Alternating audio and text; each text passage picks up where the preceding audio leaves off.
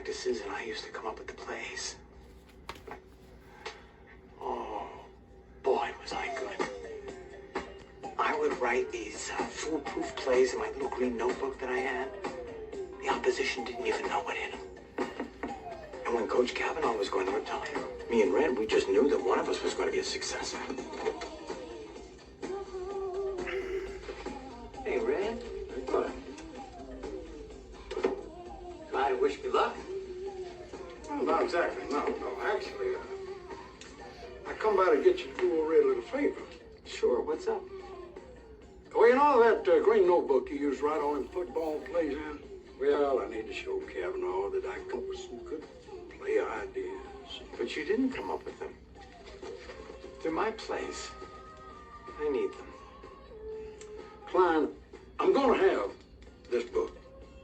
One way or another, so might as well let the damn thing go, because if you don't, it's going to get awfully physical around here. And I don't think you want that, do you? Of course, Red got the job. Next day, fired me. Once he had my notebook, he didn't need me anymore. I didn't take it very well. No, Grandma, I didn't get it. I can't believe it myself. I know. I'm so numb. I just hate him, I hate him, I hate him.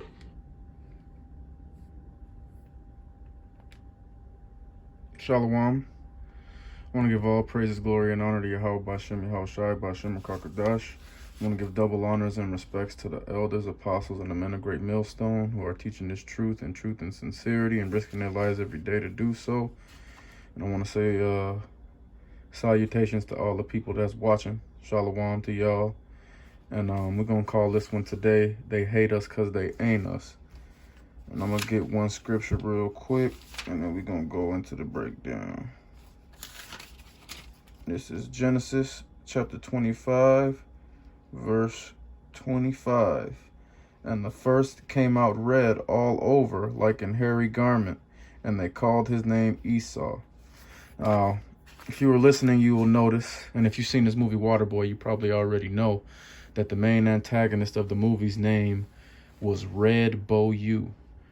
And for those of you who don't know who made this movie, the movie was made by Adam Sandler. One of the ish people, you know. He wears a small frisbee on the back of his head. He's one of those people. And this fella here in the screen right here that plays the guy who gets punked, who's supposed to be a Jewish person. This guy actually, he played the Fonz in Happy Days. And I don't know his real name, but that's how you know that these issues don't got no flavor, man. His whole mystique was created on the TV show, and then you see him in another movie playing a quack, and it looked like he's doing a better job there. But nonetheless, notice how these issues, they try to do everything that they can to frame themselves as the people of the Lord. And if you notice that like every single Adam Sandler movie that gets made, this dude Adam Sandler always puts himself, who is a frisbee wearer, he always puts himself against a Gentile, quote unquote Gentile white person.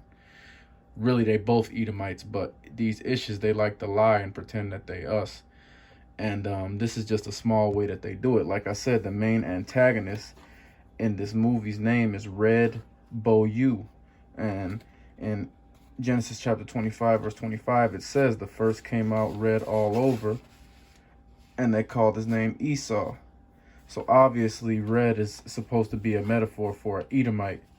But like I said, both of those gentlemen are Edomites. They just they like to play that shit. You know what I'm saying? But nonetheless, we're going to keep going, and we're going to use this situation, even though the Fonz here is not a real Israelite.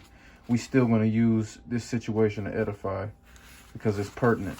Now, when you listen to the video, you notice that he was talking about the character Red Bow-U in the light of friendship. Like they was cool. Like they was just going into a friendly competition for a job. And you can tell that the Fonz had every intention to keep Red Bull U on the staff if he would have got the job, because he supposed to be a benevolent, nice person, since they're trying to portray him as being ish, when we know those issues are really pieces of garbage. But you know, it's a movie, so they lie. But they portrayed him as a benevolent, nice person, and he perceived Red Bull U as his friend, which is something that you Jakes love to do with this Edomite. And I'm gonna bring this out. I brought it out yesterday, but we're gonna do it again, because this don't get old right here. And this is John chapter 10, verse 10. The thief cometh not but for to steal and to kill and to destroy. And that's what Red Bull U came in the door to do. You see what he said? He said, if you don't give me these plays, it's gonna get real physical in here. And I don't think you want that, do you? And that's how this Edomite comes, man. He comes pretending to be your friend. He comes acting like he's nice. And then he pulls you to the side and says, you do what I say, or I got a nuke for you. And that's what he's been doing in the world, you know, since the 1940s. Really before that, because they've always been on the cutting edge of military technology. So they've always been strong-arming people with physicality. But what's funny is that the physicality that they use comes from devices. It doesn't come from themselves. They would never go and strong arm somebody with their own physicality. They need guns and shit to do that. But that's neither here nor there. Here, let me go to Revelation, the book of Revelations. Let's see. Salakia, Revelation 2. Now, like I said, these people, especially this dude that plays the Fonz, who is a very rich man, this guy Adam Sandler, the alternative lifestyle living individual himself, who also wears a small hat, is these guys are rich, man, and all of these small hats are rich. And they in the movies, they run the movie industry, they run every industry. So let me just show you what the Lord has to say about that. And this is Revelation chapter 2, verse 2, or verse 2, verse 9, Salakia. Revelation 2, verse 9. And it reads, I know thy works in tribulation and poverty, but thou art rich. And I know the blasphemy of them which say they are Jews and are not, but are the synagogue of Satan. See, they want to try and kick this nice guy benevolent act in these movies and shit, and this is how deceptive and devious these Edomites are, man. They gonna do what they got to do to make sure they cool these issues, but in the process of doing so, they throw all of these other quote unquote Gentile whites under the bus. And just so you know, there's no such thing as a white person. White people don't exist. As you can see, this man right here, his undershirt is white. His skin is obviously not that color. His skin is red, kind of close to the color of his wall back here, actually. But yeah, these non-ish Edomites get thrown under the bus by these ishes. And that shows you that they're not the people of the Lord, because if they were, they would have love for their brothers, and they would include all of their brothers in the lie. But they don't. They just want everything for themselves because they're pieces of garbage.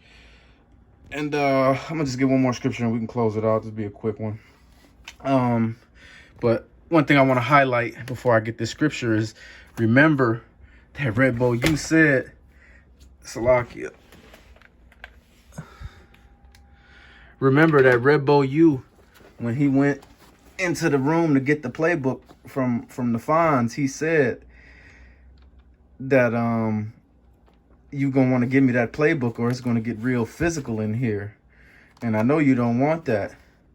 And you know, that inspired me a little bit, man. That made me happy, because it made me think of this. So I got